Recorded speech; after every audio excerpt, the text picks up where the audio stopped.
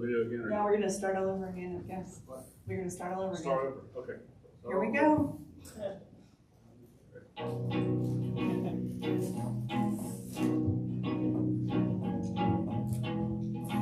I know you wanted to see it again anyway. Times and places are who you share them with, and it's life. The point is enjoying who you share it with.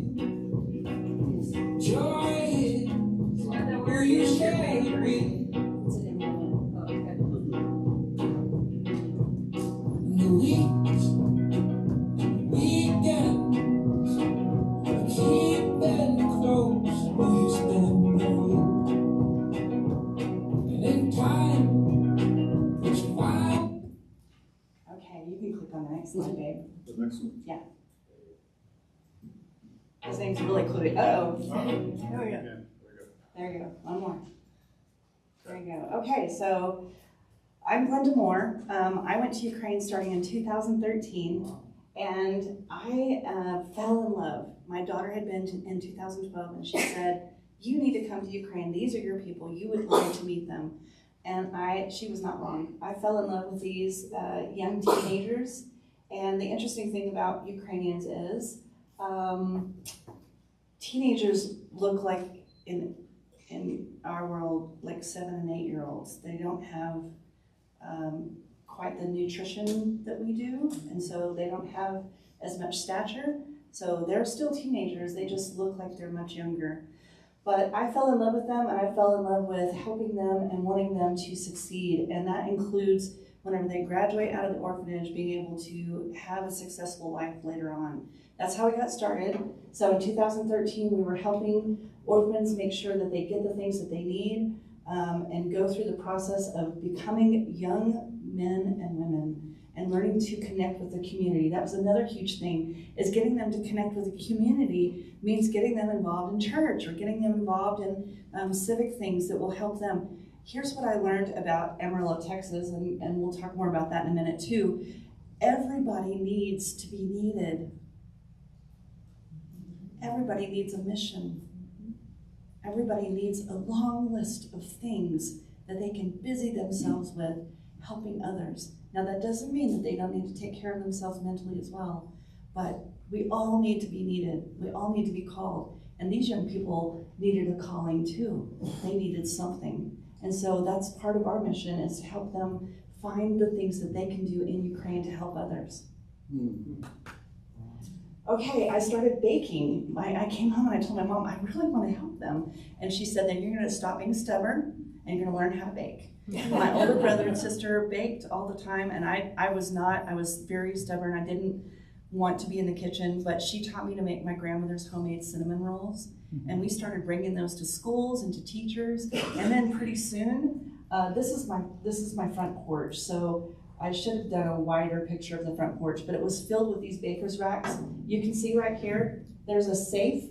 And so what we do is we would fill up the porch with all of the baked goods, and people would come to the porch and they would donate whatever they wanted to give. And they would put it right there inside the safe. There's like a little slot. And I didn't dictate how much they were trying to give, because in Amarillo, people started pouring in, bringing in flour, sugar, butter, eggs, and they would put it all on my porch. So I didn't feel like I could dictate prices to them because they were providing all of the ingredients. So I felt like that was just part of the mission, was that they needed to dig deep in their hearts and figure out what they needed to do in order to give to people in Ukraine and to help people in Ukraine survive. In 2014, Crimea was annexed, and thus began the war in Ukraine. So lots of people will start saying, well, when the war began in Ukraine, but what they mean is the invasion that happened in 22. The war has been going on for 11 years, since 2014. And so it's something that's often overlooked, because people even in Ukraine got really tired of that war that was over in the East, and they just wanted to go on. So then when the all-out invasion happened, there's actually some things called survivor's guilt. that they really felt horrible, that this is what the people in the East had been enduring all of this time, and they hadn't been a part of it. So we did this out of our house for 9 years. And in 2022, we opened up a commercial bakery. This is the front of our bakery. It is at 4715 Southwestern, and there's flyers up there. I have more if you'd like one. I would love for you to take one because it details all of the things that we were able to accomplish in 2024. We could do none of this without the community of Amarillo. We have 40 plus bakers that come to the bakery. We have 80 plus volunteers.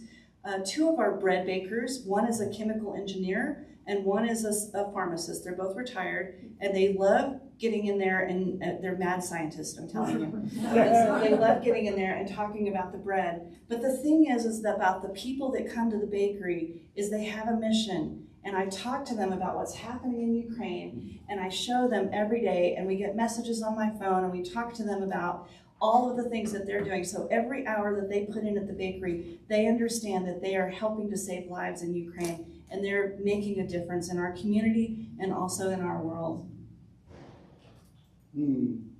So this is one of our bread bakers, is JD Danner. This is Jane DeGroot, and Jane is from Grand Rapids. She's from Grand Rapids, Michigan. And she actually started serving in Ukraine about the same time I did.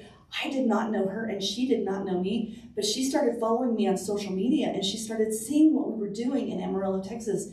And so she decided that she needed to fly to Amarillo and find out what we were doing. So she's been to Amarillo like 6 times now, and she comes and she volunteers at the bakery. She's brought her husband a couple of times, and she wants to be a part of this mission because she believes that what we're doing is making a difference in Ukraine. So we have people from all over the country that come and take a staycation in Amarillo to volunteer at the bakery. So instead of having like a vacation where they're going to Six Flags or going to the Grand Canyon, they come to the bakery in order to give their time and to make the world a better place. This is Pete Steins. He's our chemical engineer, and you can tell he really, really loves taking pictures of his bread because he's very proud of it. I can tell you whenever he comes into the bakery, he's so lit up and so excited. It's just unbelievable. So we make between roughly like 60 different treats. So this is just the dried one. We also have a refrigerated case where we do pies and cakes and things that we keep in the refrigerated cakes. We make scones and all of those things. People who come into the bakery are very different. They're not your average baker. They know that they're coming into the bakery because they know that that money, just like Mary Claire was talking about, they know that that money is helping to save lives on the other side in Ukraine. They're not just coming in just to buy a dozen cookies. So I don't know if you've ever been near a grumpy shopper before or someone who was unhappy with something that they got, but we don't generally have those customers because they understand what's happening there. So even if I'm bringing out a cake to them and I always explain to them before they order it, we run by all volunteers. So your cake is supposed to look like this, but just know that we have people who are volunteering and they're learning how to decorate cakes, and most everybody's like, great, we don't care. We want to help Ukraine. This is what we're here for. Lemon bars. This is another part of our team. This is Shona Rose, Dr. Shona Rose. Okay, this is a children's hospital in Kyiv, Ukraine. This is actually my friend Tanya, and this is her newborn baby. So when she had her baby, obviously, the alarms are going off, and these are all new mothers, and they're down in the basement waiting for the alarms to resound. It's a very scary time for people in Ukraine. These guys over here with their legs crossed, those are the fathers. But they're just waiting it out every single day, under dripping pipes, under whatever it is that they need to do to make sure that they're surviving. Unfortunately, in Ukraine, there's been a lot of activity. Specifically in 2025, we've had more increased bombings and killings in this area, so it's been more difficult. This is a bus that was in Dnipro, Ukraine, that was actually hit in June of this year. I believe 33 people died in this incident. There's also video of people who were like, after they exited the train, they're hiding in the bushes and they're trying to decide, like, what to do next, whether they need to try to go to town or just sit there for a few minutes trying to collect their thoughts. I'm just gonna let you read this. Okay.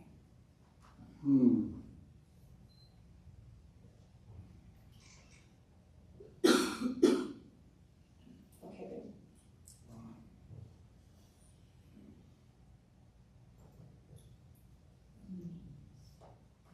Kindergartens are often focused on being hit, maternity hospitals.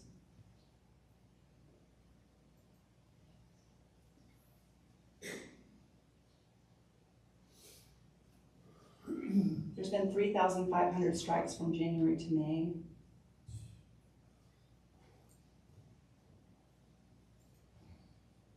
This was the 18th of April in Nebro.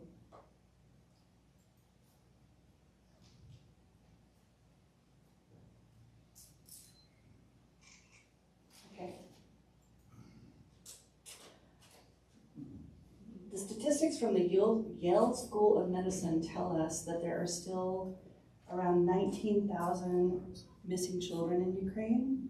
So one of the things that Russia has done is come in and rescued children and taken them into Russia and readopted them out into the Russian society. These children are still missing, and I believe 1,000 of them have been returned. Would you click on that one more time? I think maybe it tells the stats of it. No, it didn't do it. But anyway, 1,000, I think it's 1,354 that have been returned out of 20,000. So there's still like 19,000 that are missing. It's one of the goals of one of our volunteers to help raise awareness for that. And I'm going to tell you about him. There's not a picture up here of him. I've been sharing these pictures with our friend Mary Claire this weekend. So there's a lawyer in Amarillo, and he comes and makes our croissants twice a week. He and his wife could not have children naturally. They chose to have a surrogate, and the surrogate actually is in Ukraine, and it was their baby boy was born 2 days ago.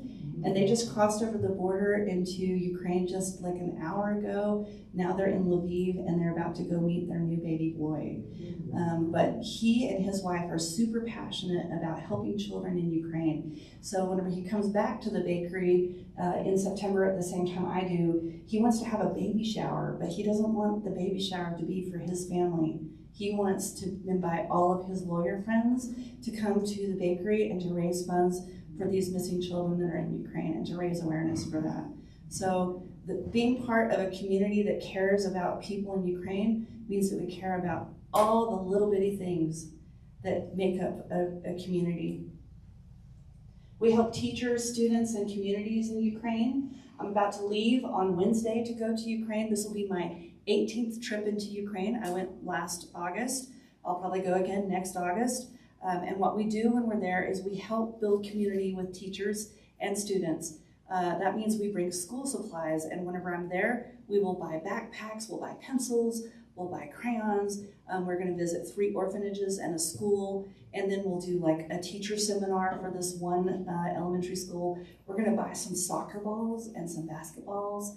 One of the videos that, I don't think I put it on this one, but one of the videos is of our children that we've been sponsoring for the last couple of years.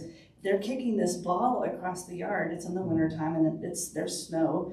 And this ball is like almost not a ball anymore. It's been taped up so much by duct tape. It's just like almost non-existent. So we're like, you know what? These kids can have some new playground equipment, jump ropes, sidewalk chalk, things that they need in order to make their lives as livable as possible. Another thing that we do for students is we help to renovate bomb shelters. So there was a bomb shelter that we just renovated in Zaporozhye, which is much closer to the front line. And that includes going down there and putting up brightly colored paper, paint, making it a real livable situation. So whenever they're experiencing trauma, that they're able to go to a safe place that they feel is bright and warm and welcome. And that sounds like crazy. Like, how can you make something like that feel good? But it's our duty to help with mental health there and to make sure that we're doing everything we can as a nonprofit to help them with that. That includes helping teachers receive the training that they need in order to help their students. Whenever teachers take their kids to the bomb shelter, It's not the same as it was whenever it first went off in 2022. Now teachers are really working on calming exercises, on things that they have to do in order to help them focus on the here and now, and just to be able to breathing exercises, yoga, things that help them to be in the present moment, including prayer and Bibles. We actually have a church in Amarillo that they did a VBS, and all of the students brought their pennies and they raised funds for these little, I don't know if you've seen them, but they're these little mini Jesuses. No. And these little fluffy Jesuses, and then they wrote notes to them and they taped the little Jesus to the note. So we're bringing notes to them in Ukraine, which reminds me, Mary Claire has brought some New Mexico flags, and we would love for you, before we go, for you to take one of those, and if you would like to write a note to someone in Ukraine, I would love to take that with me. Just because it's important for them to know that people on the other side of the world are caring about them and thinking about them in Ukraine. We work with churches and orphanages. We provide shelters and psychological support. This lady on the right, her husband and her son passed away, and that is, her son was the father of these twin babies, and so we helped provide financial support in order to have a funeral for them. What's she have in her hand? Yeah, go back one slide, can you, babe? Oh, there you go. This is Maria, and these are plums. Wow. So one of the things that happens when we visit people in Ukraine, and actually Maria's house was in shambles, there wasn't really much there, they will offer you whatever they have. Yep. It doesn't matter if that's the last thing that they have to eat, they will offer you whatever they have. They will, let's make tea, we're gonna sit together, we're gonna drink something, and you will sit and you will do it because they are doing the very best that they can for you. So you learn to receive. Yes. This was a bomb shelter that we remodeled. Okay. Oh, this is the video that I was telling you about. This ball is the saddest ball you've ever seen, but they're having a great time. I'm sure even though we got them new balls, they're probably still playing with that ball. Don't waste them. Exactly.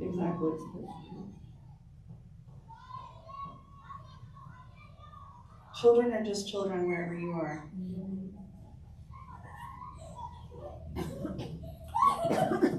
Okay, babe.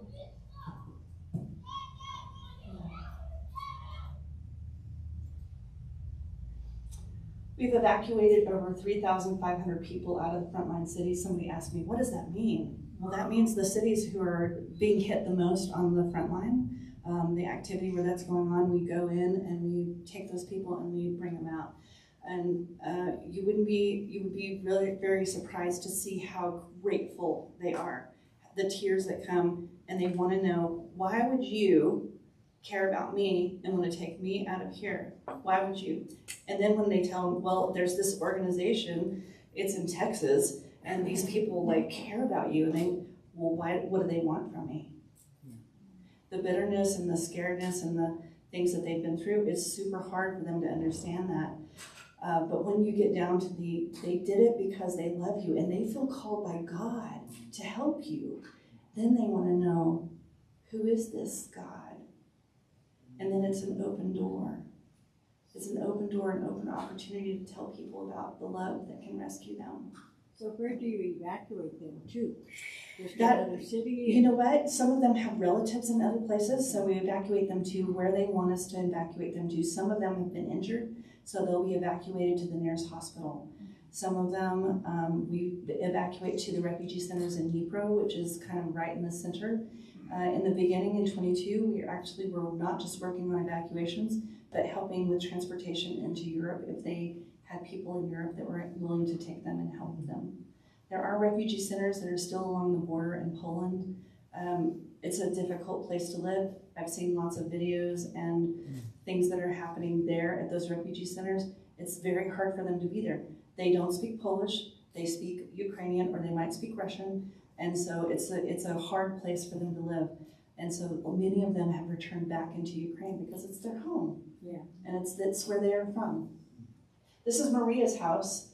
Maria is the lady that you saw that was holding the plums.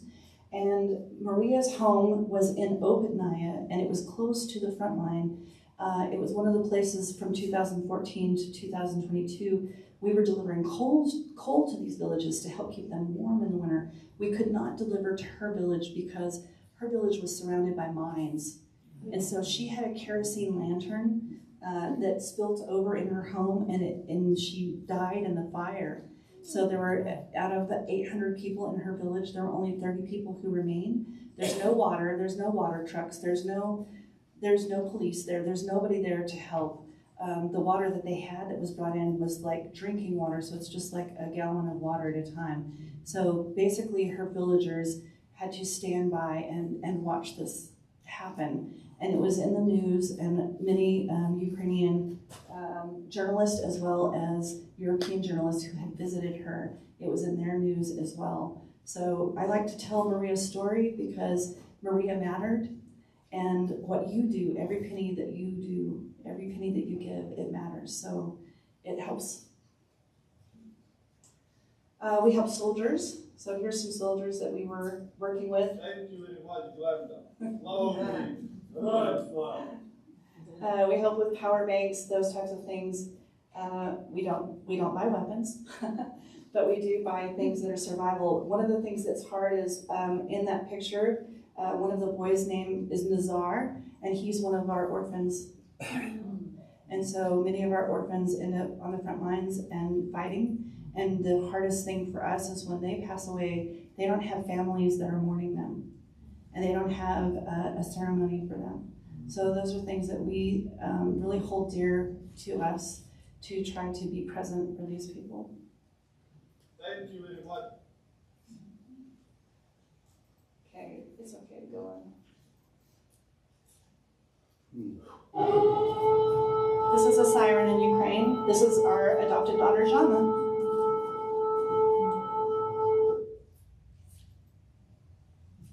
Okay. This is Dima. He's our helper in Ukraine, and he was hit.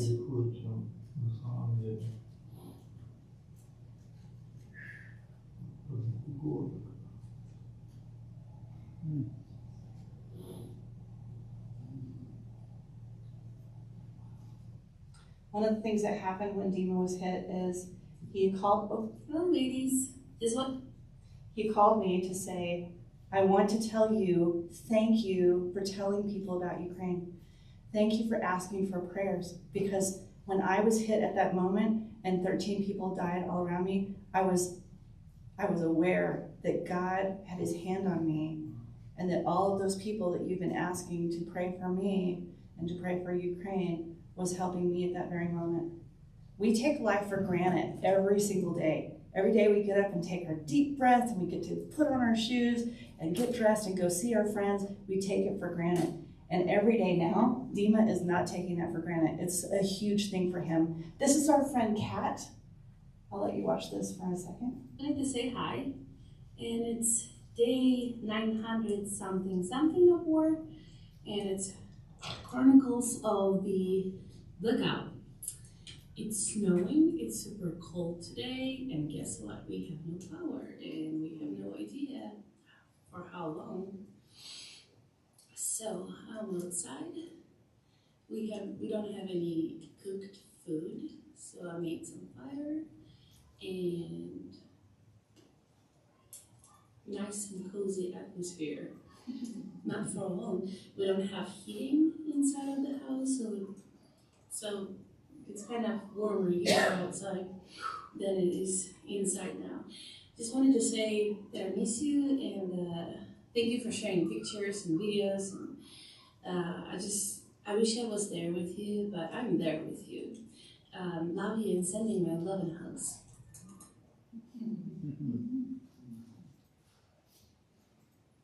Falling into love, can't you see? It's a kind of magic, set me free.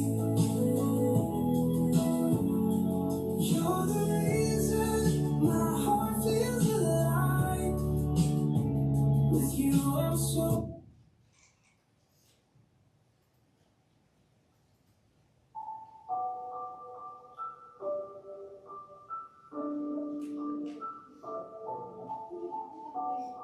This is a refugee home that we work with.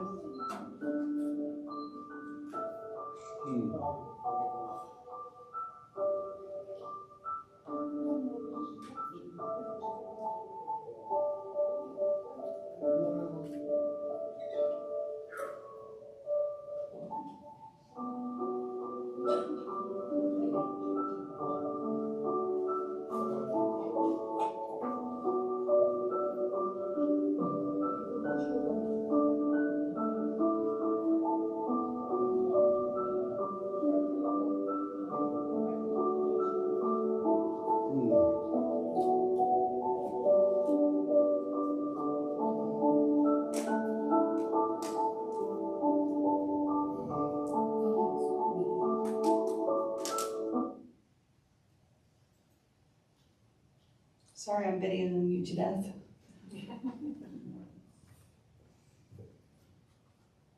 Go ahead.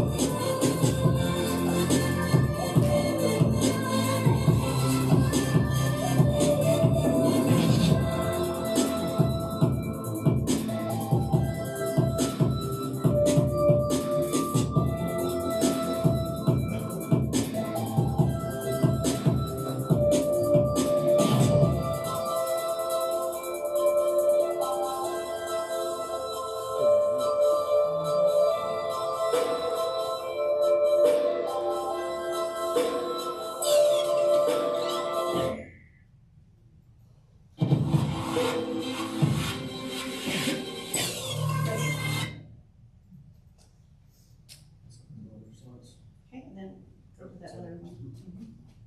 Then escape there. Remember, escape. And the document.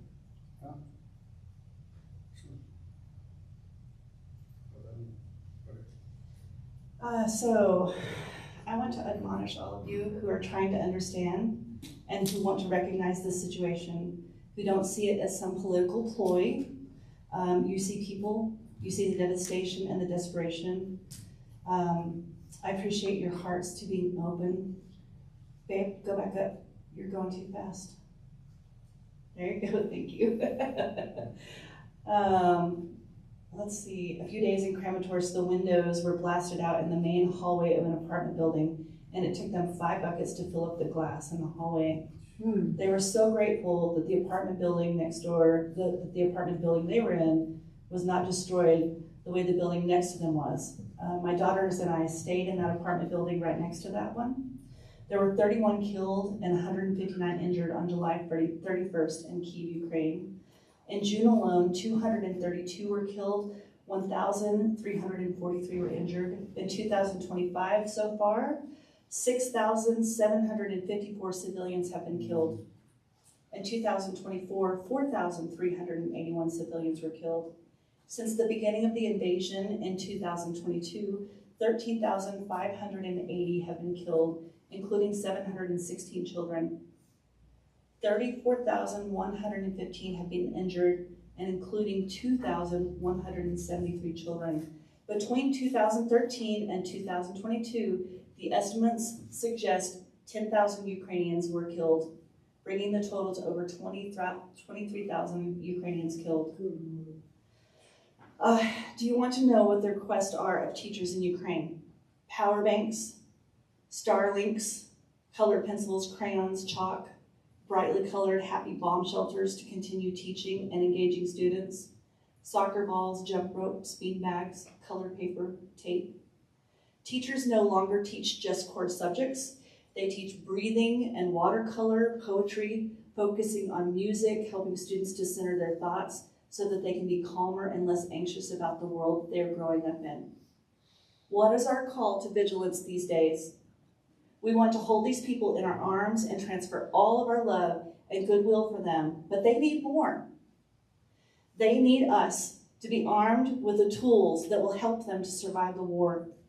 I can list for you 1,000 items needed, but what they really need is for us to be stubborn in our vigilance and to stand with them and to provide what they need. And when they ask for it, they do not like asking for help. They are survivors and fighters.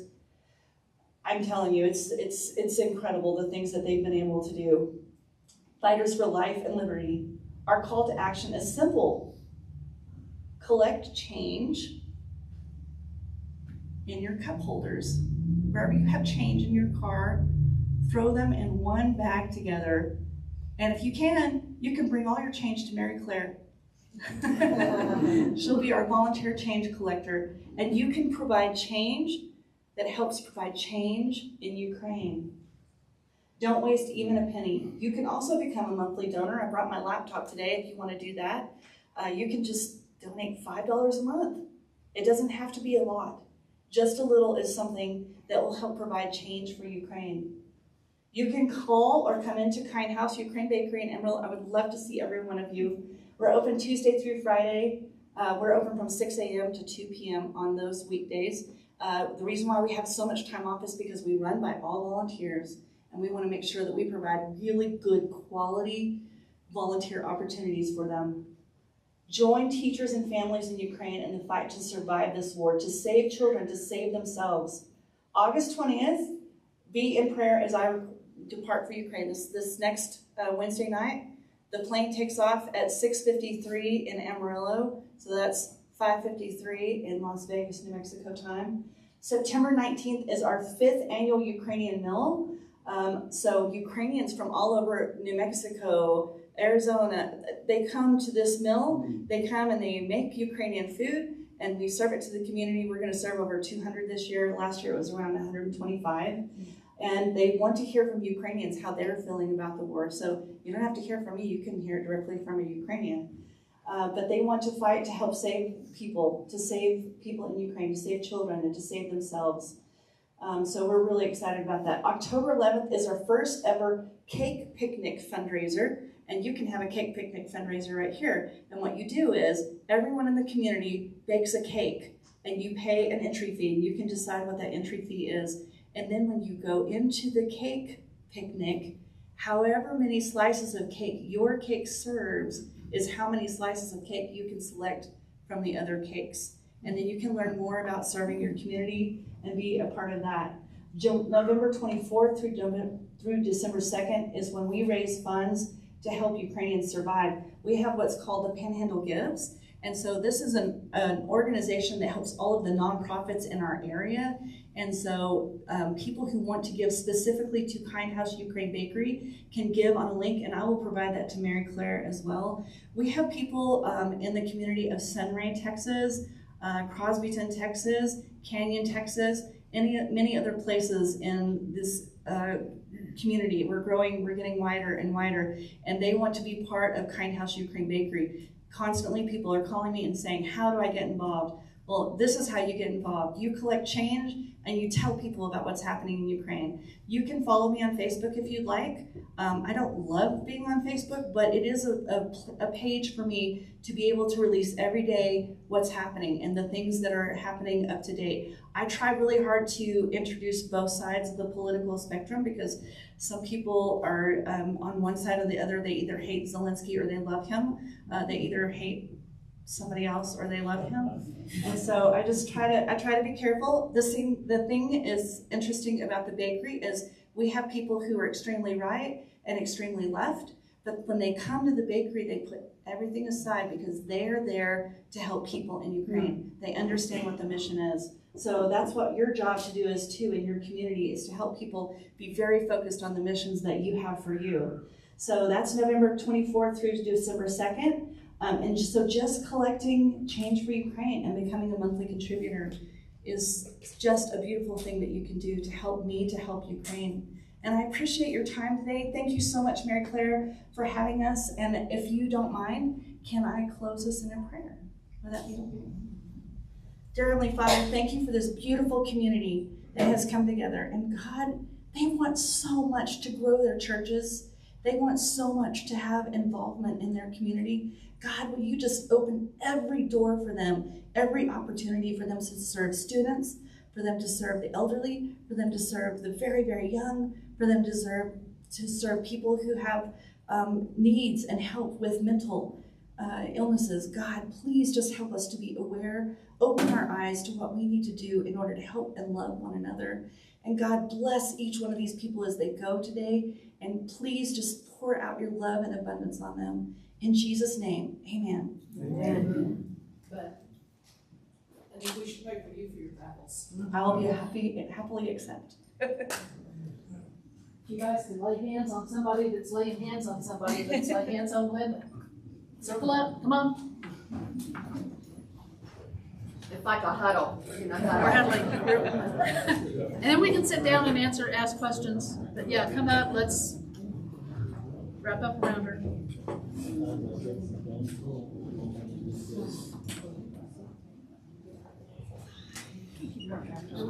We can make a circle, close in. That's right.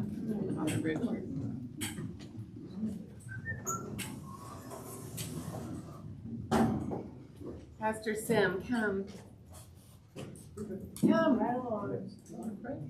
Oh Lord, we give you thanks for this day. We give you thanks that we are all able to come here and to listen to this presentation.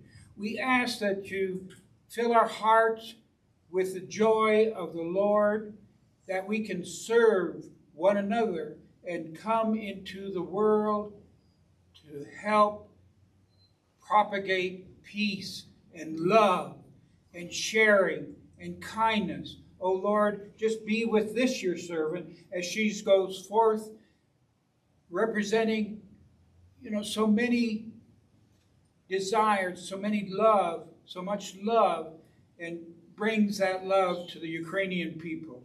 We ask this in the name of your Son, Jesus Christ, to bless her and keep her in your care. Amen. Amen.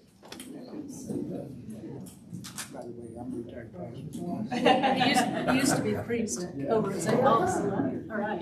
Hi, Pastor Pat. Hi, Pastor Are you going to Pat. take questions if people have them? Praise God. Every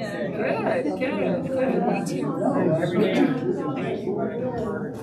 You're still vertical. That's all we can be thankful for. So before everybody leaves, we have recorded this. I don't know if people have questions that they might want to ask Linda. I know she's got to get back on the road to Amarillo. But I do want you to know that we've got the link. We'll get it up on our YouTube channel and we'll share it around for all of the churches to be able to have, to share with your friends and your other community members. And God bless you in the work you do, and God bless you and keep you on your travels and bring you safely home. Thank you. Thank you.